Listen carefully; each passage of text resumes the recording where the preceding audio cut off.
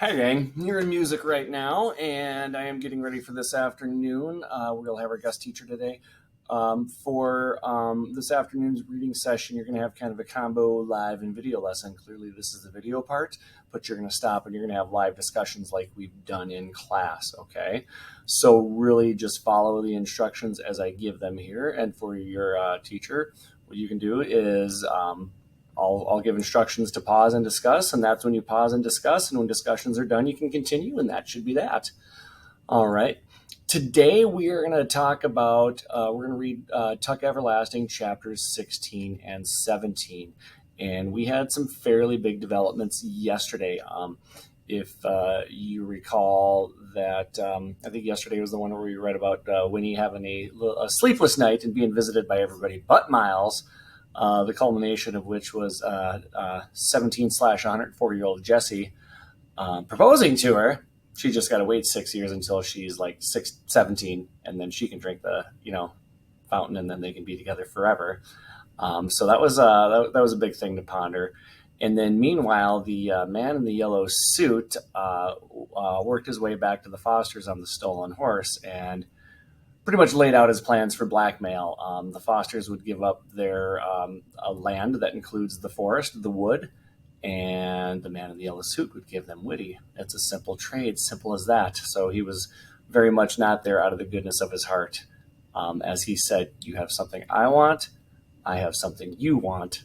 I don't need to explain it to you any further. So that is where we left off. So Winnie is with her kidnappers, comfortable, uncomfortable, proposed to, and the man in the yellow suit is up to no good, as per usual. Okay. Today's tasks are going to involve, you're going to follow along with the video as we do chapter 16 and 17. After the video is done, you're going to complete the Tuck quiz that is posted in Schoology. Look back in your book or look back in a book or the text if you have to. I don't have it listed here, but I will put it, here, I'll do it right here. Just as a note to myself, boom, add the following words to your word collector.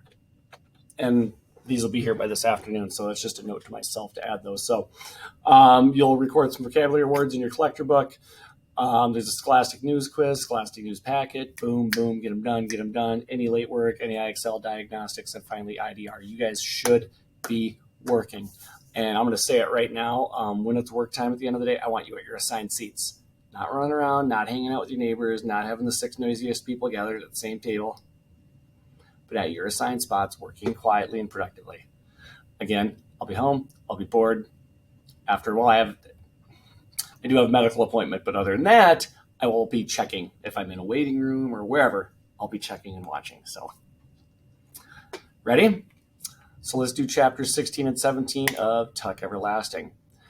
As we jump into this folder, I want you to see that you have a Pear Deck. This is just like we've done every other day. I want you to open up the Pear Deck, and when we stop and have a discussion point, I'm going to want you to write down your questions because I'll circle back and look at them. We won't put them up on the screen, but I'll encourage you to raise your hands and share with your teacher and talk about them without necessarily having them on the screen. I think you can handle that, okay? Okay, so here we go. This is a bit of a long read today, so hang with me. How am I feeling today? Oh, I'm special. Oh, no, I can... Wait, no, I can't go in that way. I'm going to go in this way. Haha. All right. Are you ready? Constable. Anybody know what a constable is? He's the sheriff. All right. So chapter 16, we're starting with the constable. The constable was fat, or full-figured, and he was sleepy. He wheezed when he spoke, and he spoke quite a bit as they started off, he and the man in the yellow suit. Oh, first they roused me out of bed in the middle of the night, and after I've been out since sunup looking for that child, now I suppose you're going to try and run me all the way, he said sourly. I got to tell you, this horse of mine is none too strong. I don't have to hurry her as a rule, so most of the time it don't matter. Seems to me we could have waited till dawn anyway. But the man in the yellow suit was courteous as always. The Fosters have been waiting Oh, the Fosters have been waiting since yesterday morning, he pointed out. Naturally, they're very upset. The sooner we get there, the sooner that child will be with them again. Well, how come you're so deep in it? The constable asked suspiciously. Maybe you're in cahoots with the kidnappers. How do I know? You should have reported it right off when you saw her get snatched. The man in the yellow suit sighed. But of course I had to find out where they were taking her, he explained patiently. Again, he's talking down to the constable, which he kind of tends to do with people, doesn't he? I came right back after that, and the Fosters are friends of mine. They've sold me their wood. The constable's eyes went round. "Oh, B," he said. "What do you know about that? I didn't suppose they'd ever do a thing like that, friend or no friend. They're the first family around here, you know. Proud as peacocks, all of them. Family proud and land proud, too. But they sold off, did they? Well, well." And he whistled in amazement. Family proud and land proud basically means the Fosters are very stuck up because of who they are and what they have. They thumped along in silence for a while around the wood across the starlit meadow. Then the constable yawned deeply and said, "You ready to tell me how long this is going to take?" "How far we got to go?" "Oh, 20 miles north," said the man in the yellow suit. The constable groaned. 20 miles? He shifted the shotgun that rested across his saddle and groaned again. "Clear up in the foothills? Well, that's a fair way, all right. If you've ever done 20 miles in the saddle, you know it's a fair way. I've done it. It's far. Sore butt, whether you're big or not." There was no reply to this. The constable ran his fingers down the gleaming barrel of his shotgun. Boop. "Okay, pause me. Write down your thoughts, and when you're ready, raise your hand and share them with your teacher. Once you've had a chance to share them and get some different ideas out there, remember, your thoughts being questions. What questions can you ask right now? Once you've done that, you can resume me, and we'll continue with the story. So write your questions down on your Pear Deck side, raise your hand, share with your teacher as you're called upon. As you're called upon, noisy people, not whenever you shout it out. And then you can resume when ready. So pause and then resume. All right. Did you come up with some good questions? All right. So there was no reply to the sheriff, the constable. He ran his fingers down the gleaming barrel of the shotgun, and then he shrugged and slumped a little in the saddle. "Well, might as well relax," he wheezed suddenly. Suddenly companionable, suddenly friendly. That might be a good word. "We'll be riding 3-4 hours. Still, there was no reply. "Yes, sir," said the constable, trying again. "It's something new for these parts. Kidnapping. Never had a case like this before that I know of. And I've been in charge going on 15 years. And then he waited. Is the man in the yellow suit interested in talking? Is the constable interested in talking? Very much so. Finally, though. "Oh, you don't say so," his companion said at last. Oops. "Yep, that's a fact," said the constable with evident relief. Maybe now there'd be some conversation. "Yeah, 15 years. Seen a lot of trouble in 15 years, but nothing quite like this. Of course, there's a first time for everything, as they say. We got a brand new jailhouse, did you notice? Woo, listen, it's a dandy. Give those folks nice, clean accommodations. Of course, they won't be there long. Circuit judge will be coming through next week. He'll send them over to Charlieville, most likely to the county jail. That's what they do for your serious crimes. Of course, we got a gallows of our own if we ever need it. Keeps down trouble, I think. Just having it there. Ain't ever used it yet. That's because they take care of the serious stuff over to Charlieville, like I say. But remember, early on in the story, the gallows was pointed out as being important."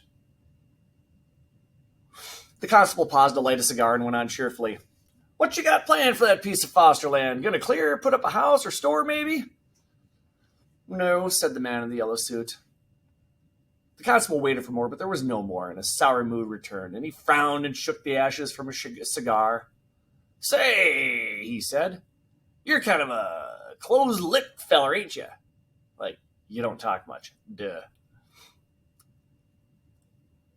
So yeah, say, you're kind of a closed-lipped feller, ain't you? Pause me. Write down your questions, discuss them, and resume. I'll be waiting.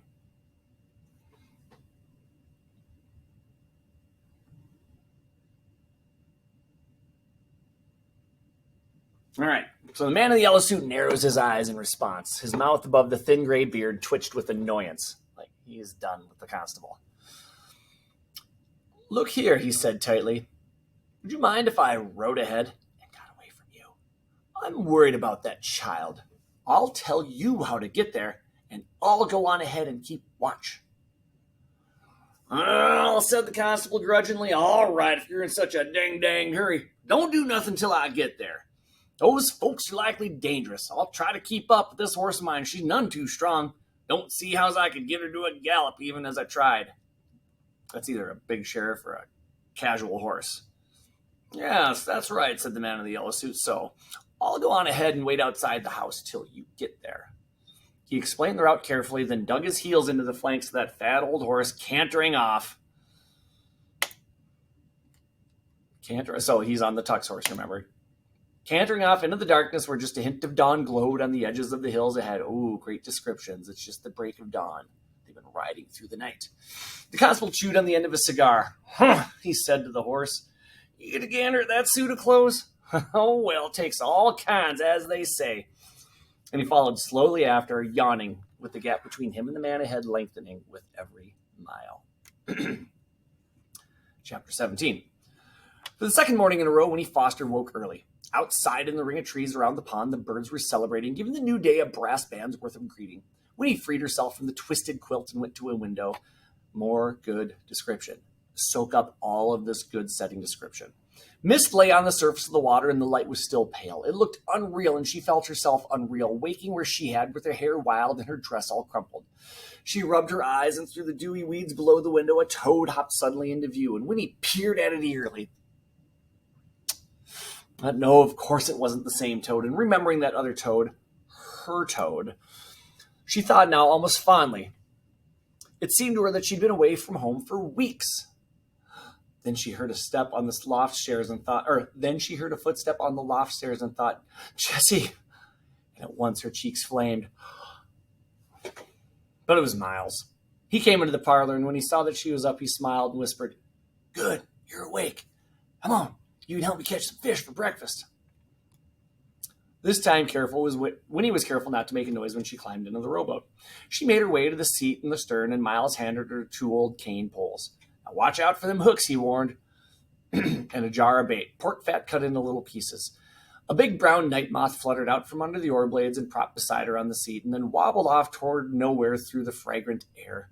And from the bank, something plopped into the water. Bloop! A frog!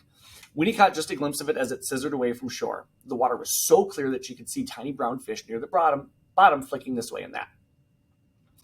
Miles pushed the rowboat off and sprang in, and soon they were gliding up toward the near end of the pond where the water came in from the stream. The locks grated as the oars dipped and swung.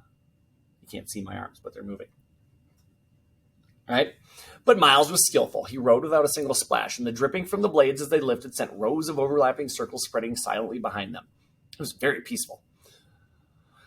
Oh, they'll take me home today, thought Winnie. She was somehow certain of this and began to feel quite cheerful.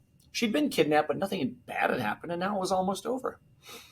Now, remembering the visits of the night before, she smiled and found that she loved them, this most peculiar family. They were her friends, after all, and hers alone. This is important. It's something that Winnie has finally had that's been hers, that hasn't been dictated or given or prescribed to her by her family. Well, how'd you sleep? Miles asked her. All right, she said. Oh, that's good. I'm glad. You ever been fishing before? No, she told him. Oh, you'll like it. It's fun. And he smiled at her. The mist was lifting now as the sun poked up above the trees and the water sparkled. Miles guided the rowboat near a spot where the lily pads laid like upturned palms on the surface. We'll let her drift some here, he said. There'll be trout down in those weeds and stems. Here, give me the poles and I'll bait the hooks for us. Winnie sat watching him as he worked. Her face was like Jessie's, his face was like Jessie's, yet not like. It was thinner, without Jessie's rounded cheeks, and paler, and his hair was almost straight, clipped neatly below the ears. His hands were different too, the fingers thicker, the skin scrubbed looking but black at the knuckles and under the nails. Winnie remembered that he sometimes worked as a blacksmith, and indeed his shoulders under his threadbare shirt were broad and muscled. He looked solid like an oar, whereas Jessie, well, she decided Jessie was water, thin and quick. Miles seemed to sense that she was watching him, and he looked up from the bait jar, and his eyes, returning her gaze, was soft. "You remember I told you I had 2 children?" he asked. "One of them was a girl, and I took her fishing, too." His face clouded then, and he shook his head. "Oh, her name was Anna. Lord, how sweet she was, that child. It is queer to think she'd be close to 80 now, if she's even still alive. And my son, he'd be 82. Winnie looked at his young, strong face, and after a moment she said, "Why didn't you take him to the spring and give them some of the special water?" "Well, of course, we didn't realize... Oh, sorry. Why didn't you take them to the spring and give them some special water?" Pause. Jot your questions down. Discuss as a class. I shall wait. And then I'm resuming in 10 seconds, so make sure you pause me.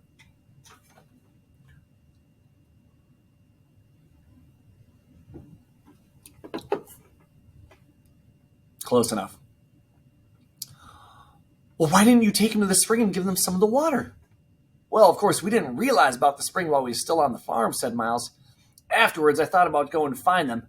I wanted to, heaven knows, but Winnie, how'd it been if I had? My wife was nearly 40 by then, and the children, well, what was the use? They'd have been near-growed themselves. They'd have had a pa close to the same age they was. No, it all been just so mixed up and peculiar, it just wouldn't have worked. And then pa, well, he was dead set against it anyway. The fewer people know about the spring," he says, "the fewer there are to tell about it. Now, here's your pole. Just ease the hook down in the water. You'll know when you get a bite." Winnie clutched her pole sitting sideways in the stern and watched the baited hook sink slowly down. A dragonfly, a brilliant blue jewel, darted up and paused over the lily pad, then swung up and away. From the nearest bank, a bullfrog spoke. More description, more description, more description. "There certainly are a lot of frogs around here," Winnie observed. "That's so," said Miles. "They'll keep coming, too, as long as the turtles stay away. Snappers now, they'll eat a frog soon as look at 'em." Winnie thought about this peril to the frogs and sighed. "It'd be nice," she said, "if nothing ever had to die." "Well, I don't know about that," said Miles. "If you think on it some, you'll come to see there'd be so many creatures, including people, we'd all be squeezed in right up next to each other before long." By the way, getting an update from this morning from Mrs. Green about how we're doing in music. We'll have talked about this. "There'd be so many creatures, including people, we'd all be squeezed up right in next to each other before long." Winnie squinted at her fishing line and tried to picture a world overflowing with creatures and people. A teeming world. Another vocabulary word. She said, "Yeah, I guess you're right." Suddenly the cane pole jerked in her hands and bent into an arch. Its tip dragged down nearly to the water's surface. Winnie held on tight to the handle, her eyes wide. "Hey," cried Miles, "look there, you got a bite. Fresh trout for breakfast, Winnie." But just as suddenly the pole whipped straight again and the line went slack. "Oh, shucks," said Miles. "It got away." "I'm kind of glad," Winnie admitted, easing her rigid grip on the butt of the pole. "You fish, Miles. I'm not sure I want to." And so they drifted a little longer. The sky was blue and hard now, and the last of the mist dissolved, and the sun, stepping higher above the trees, was hot on Winnie's back. The first week of August was reasserting itself after a good night's sleep. It would... I skipped too far. It would be another searing day. Oh, I got that. Barely could see it. Then a mosquito appeared and sat down on Winnie's knee. She slapped at it absently, thinking about what Miles had said. Huh! If the mosquitoes lived forever, and if they kept having babies, it would be terrible.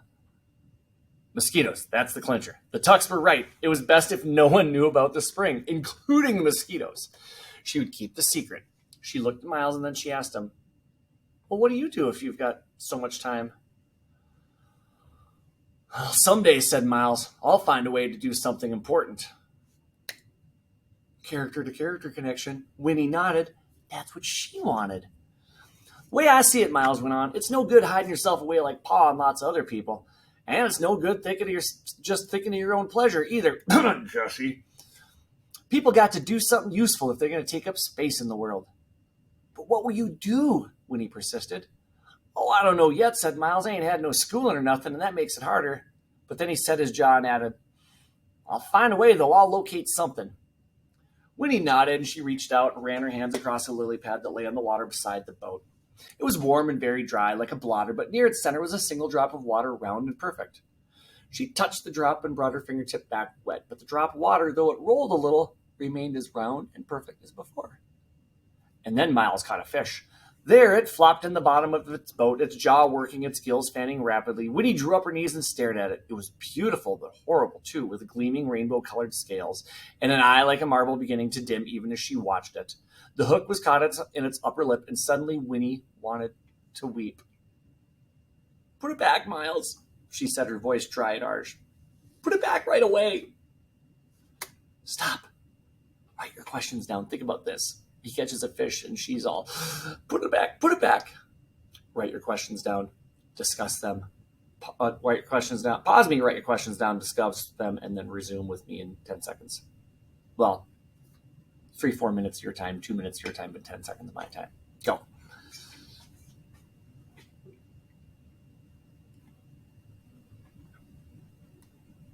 All right, Miles started to protest, and looking at her face, he picked up the trout and gently worked the hook free. All right, Winnie, he said. He dropped the fish over the edge of the boat. It flipped its tail and disappeared under the lily pads. Will it be all right? Asked Winnie, feeling foolish and happy both at once. It'll be all right, Miles assured her, and then he said, People got to be meat eaters sometimes, though. It's the natural way, and that does mean killing things. I know, said Winnie weakly, but still. Yeah, said Miles. I know. And that's where we'll pause with our reading today. What you're going to need to do next is complete this quiz that's posted. It should be available. Refer back to the slides of the video if you need to. I'm going to add some word collectors here that'll be there by this afternoon, so you'll have them. There's a Scholastic News quiz that'll be in here, and your the digital packet is from Tuesday or Wednesday, so that should be showing up on your sidebar there as being due. It'll be over here. There it is, Scholastic News digital packet. Okay. Any other late work you can do, math work, Columbus Journal, once everything's done, it's your choice. But again, end of the day, quiet, zip, at your own spots, keeping it in check, especially considering I got to follow up with whatever shenanigans are going on in music right now. Boop-a-doop-a-doop. Here I am. Oh, all right. We'll be having a discussion. So that's that. You know what to do. Be aware. I'll be watching. I'll be checking in on you. Make sure you're using your devices correctly. I'm about this far from going full paper next week, and just taking a complete device break, so don't blow it. That's all I got. Be good. I will see you on Monday. Bye.